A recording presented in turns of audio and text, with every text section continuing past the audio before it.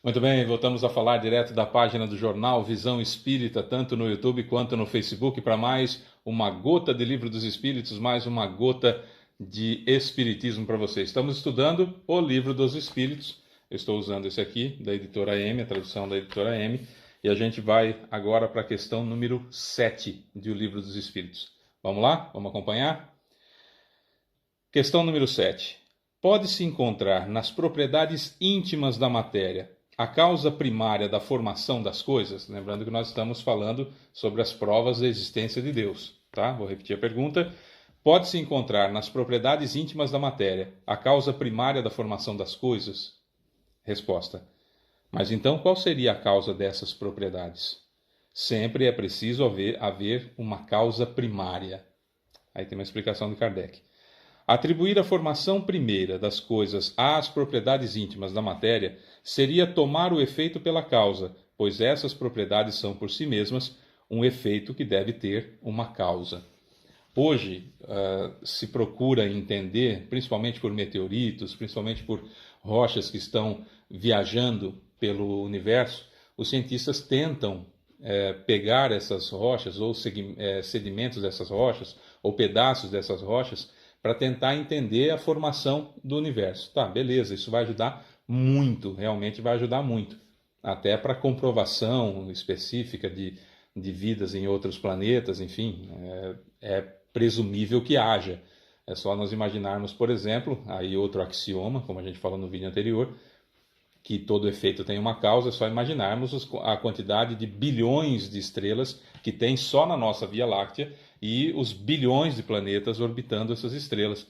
Então, é meio pueril imaginarmos que só há vida na Terra. Mas o fato é que as distâncias são muito grandes entre uma estrela e outra, etc, etc. Não se viaja na velocidade da luz, mas voltando àquilo que nós estávamos conversando aqui sobre esses meteoritos, sobre essas rochas que estão navegando pelo universo, podem ajudar na formação do mundo, mas não na criação do universo.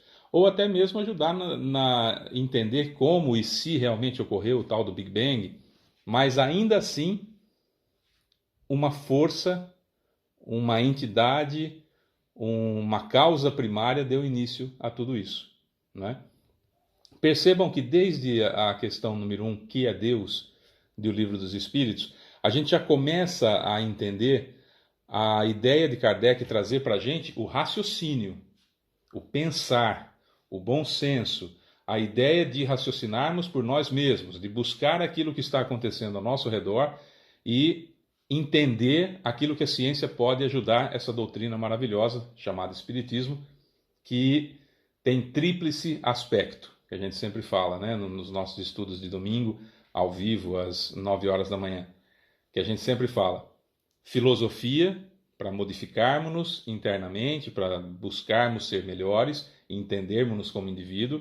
Ciência, para termos as comprovações, os pés no chão, né, em cada uma das situações, para não sermos lunáticos, para não sermos cegos, conduzidos cegos ou conduzindo outros cegos, conduzidos por ou conduzindo outros cegos.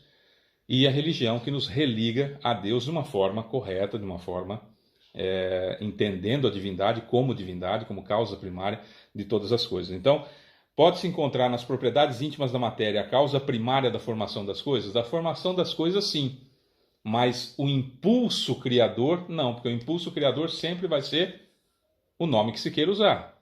Ah, não quero chamar de Deus, quero chamar de XYZ. Chama de XYZ. Ah, eu quero chamar de Alfa, de Ômega, quero chamar de Jeová, quero chamar de Abadá, Jatobá. Chama o nome que você quiser. Não faz diferença a nomenclatura que se queira dar. O que precisamos entender é: há uma força que criou tudo isso que existe, uma inteligência suprema, causa primária de todas as coisas. A partir daí, é só isso que a gente consegue compreender ainda. A partir daí, vamos entender a gente primeiro. Vamos entender que para chegar até essa força tem que ser por Jesus, né? Ele é o caminho, a verdade e a vida, como ele mesmo disse. Essa ideia de buscar a melhora, de buscar o crescimento, para um dia, evoluídos suficientemente, possamos entender Deus, depois compreender Deus e talvez até ver Deus, como até no próprio Livro dos Espíritos diz, que quando nós vamos ver mais para frente, que quando nós evoluirmos o suficiente, teremos condições de compreender e ver Deus. Mas por enquanto não dá, até porque falta-nos palavras, e aqui nós estamos falando da língua portuguesa, que é riquíssima, que é extraordinária, muito mais rica do que tantas e tantas outras línguas que tem por aí. Mas o fato é, para nós analisarmos friamente, eu sou um indivíduo que fui criado como o princípio inteligente, foi criado por Deus, estagiou no reino mineral, estagiou no reino vegetal, estagiou no reino animal. Aconteceu um fenômeno que aí eu fui criado, eu, espírito, fui criado. Eu nunca fui princípio inteligente, o princípio inteligente deu origem a mim, espírito, e a partir desse momento em que eu fui criado, espírito, eu venho evoluindo, entendendo Deus com mais defeitos do que eu, entendendo Deus como um cara que se juntaria com meu irmão para me matar, ou se juntaria a mim para matar o meu irmão, já que todos somos filhos do mesmo Deus, né? Somos todos irmãos. Um cara que tem vontades que cedem à bajulação, né? Se eu bajular ele, eu vou ter coisa boa. Se eu não bajular, ele me joga para o inferno, né? Essas tolices que a gente foi, com todo respeito, que a gente foi aprendendo desde que a gente foi criado como espírito, e agora se abre na nossa mente, se abre à nossa frente a possibilidade de entender um Deus infinitamente bondoso, mas também infinitamente justo, infinito em todos os seus atributos, em todas as suas características, em todas as suas virtudes, sem defeitos, e não é um homem, como eu já falei em outros vídeos, não é um homem, não é um ser antropomorfo, não é um homem de barba, com cajado na mão e com mais defeitos do que eu, né? Questão número 8 de O Livro dos Espíritos. Temos tempo.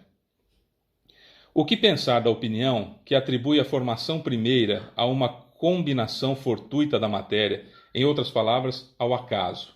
Que o Big Bang explodiu e foi o acaso que fez isso. Resposta dos Espíritos. Outro absurdo. Que homem de bom senso pode ver o acaso como um ser inteligente? E depois, o que é o acaso? Nada. Então não pode do nada surgir tudo, né? Aí tem a resposta, uma consideração de Kardec. A harmonia que rege as forças do universo patenteia combinações e desígnios determinados e por isso mesmo revela um poder inteligente. Atribuir a formação primária ao acaso seria insensato, pois o acaso é cego e não pode produzir efeitos inteligentes. Um acaso inteligente já não seria acaso. Tá.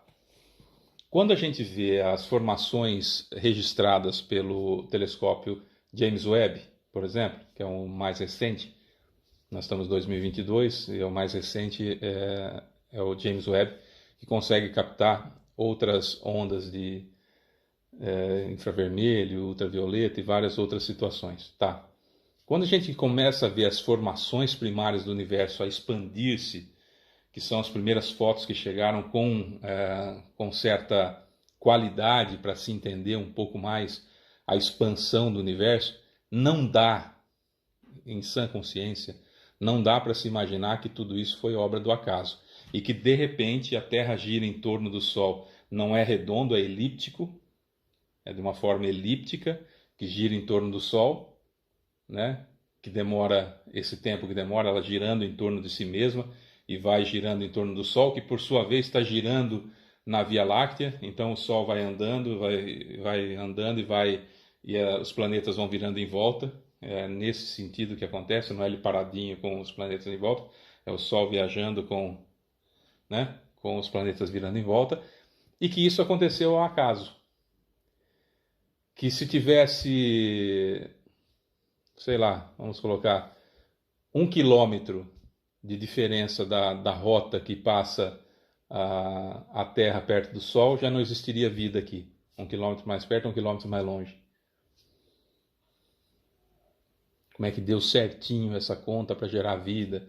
A atmosfera que tem aqui, que fica, a lei da gravidade que vai puxando tudo para o centro, por isso que os planetas são redondos.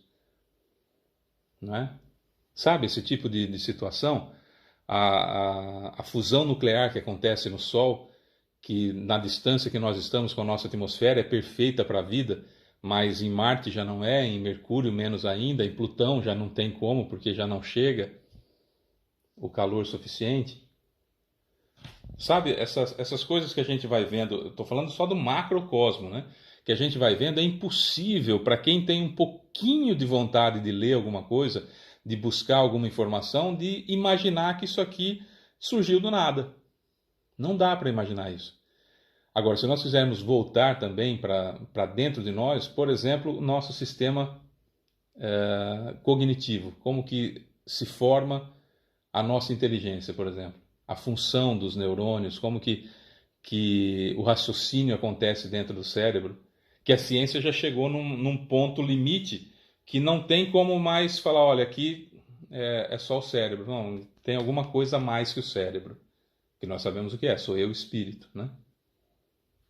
E vai chegar um ponto também que a ciência vai chegar e falar assim, ó, não tem como, chegamos aqui, estudamos o início do universo, alguém tem que ter dado a partida, alguém tem que ter dado o empurrão, alguém tem que ter dado a ordem para que isso acontecesse com essas leis extraordinárias que regem, que é tudo certinho, tudo bonitinho, imutável há bilhões e bilhões de anos, que é do mesmo jeito, exatamente do mesmo jeito que só uma fonte muito inteligente pode ter gerado.